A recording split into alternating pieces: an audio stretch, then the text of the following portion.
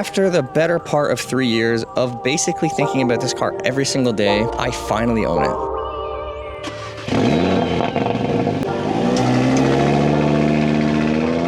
Let's talk about what it's like to own your dream car. But there is one thing missing. We're good to go. What I want to talk about in this video is not so much about the car itself, but more so what it's like to own a car or a dream car or a car that I've dreamed of having over the last 3 years. This talk is not going to just be specific to cars. It really can be applied to anything in life that you are dreaming of obtaining or something that you're working towards. The first thing that I will say, the day that I picked this car up, it still feels surreal when I think about it. I went with my wife, we drove down to Toronto. We live about an hour away. And I just remember, you know, the feeling leading up to that, even like the couple weeks leading up to it after I had already signed the papers and I knew the car was mine. I still felt like something was gonna go wrong and, you know, I wasn't gonna end up getting the car. Picking the car up on the day was an absolutely amazing feeling, right? And I'm sure you've probably experienced this with something else in life if it's not been a car, but just thinking about something and wanting something and looking forward to something and that excitement and like the build up leading up to it. When it comes to something that you've wanted for a very long time, there is a relatively good chance that the expectation of what you think it's going to feel like and what it actually feels like are two very different things. With anything in life that you have really built up, it culminates to one moment, right? For me, that was actually getting to the dealership, seeing the car come out from the underground garage and getting in it for the first time. And, you know, after everything was said and done, shaking the hand, me and my wife were sitting in the car. I started it up for the first time. I heard that exhaust crackle from the 5-cylinder with the sport exhaust I have. And that was the moment, right? That was the moment that I had been waiting for. So after that moment comes and goes, you know, time will pass. You will get used to the car. And, you know, it doesn't really matter what it is. Like in life, there's always highs and lows, but there's always going to be the return to baseline, right? So I was really, really excited, super happy. And, you know, after driving the car for a couple months, obviously it becomes normal. It becomes like your regular car. It becomes just everyday life. Something that I try to do in life is just constantly kind of take some time to be grateful, or at least like just be conscious of the things that I have in my life that I'm grateful for. Even small things, you know, being grateful for having breakfast to eat in the morning and actually just bringing that up, you know, bringing that up on a regular basis and being grateful and being conscious about the things that you have in life that, you know, usually people take for granted. Health, for example.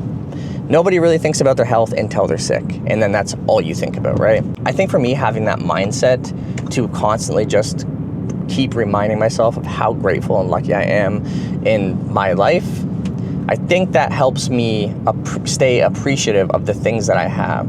So for my car, you know, although it has become regular everyday life for me, which is crazy to say, right? It's my dream car, but that's just how we are as humans. You know, things become normal. You get used to them. It doesn't matter if it's like a new house. You can move into a mansion and it, you know, this is a good example. You could win the lottery and say you're poor. Obviously, your life is going to change. You're going to be insanely happy in the short term.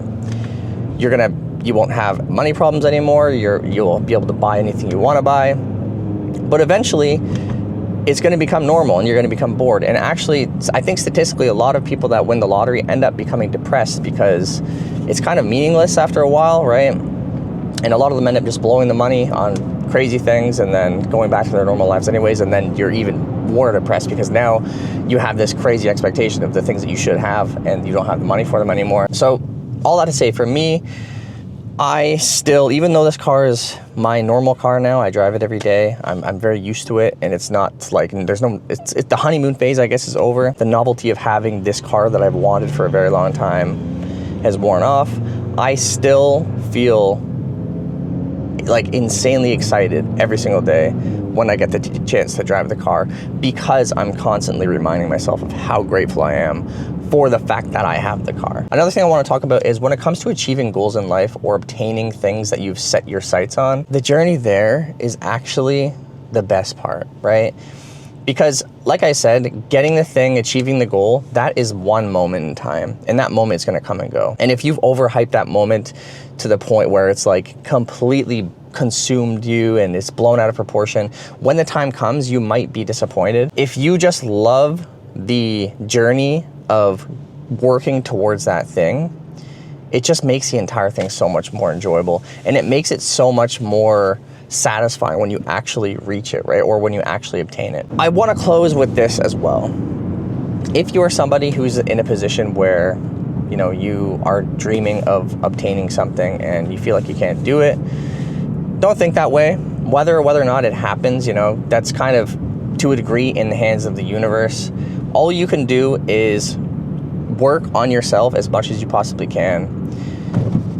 You know, keep that goal in mind, but just start aligning yourself with doing the things that you know you need to be doing, or you think you need to be doing, in order to get to that end goal, and don't stop working towards it.